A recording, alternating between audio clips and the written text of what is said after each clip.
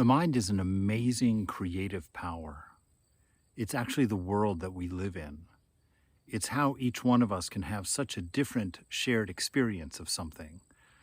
I don't need to go far into that example. It's been talked about by everyone forever about how two or three people can watch the exact same event and be asked about it a day later and come up with radically different perspectives on what happened or how it happened. And I had an experience actually once growing up. I had a friend for several years when I lived in Germany named Brigitte. And I went back to Germany, some 20 years later, and found Brigitte, and we took a walk in the town that I had grown up in with her.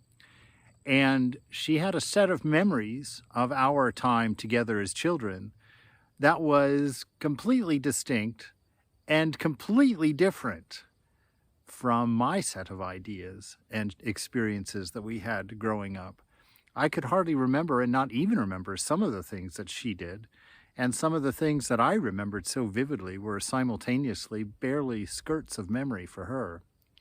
And I found that very interesting. It was almost as if we had known two different people growing up across the street from each other. That shows you that the mind collects the things from experience that it wants, that you want.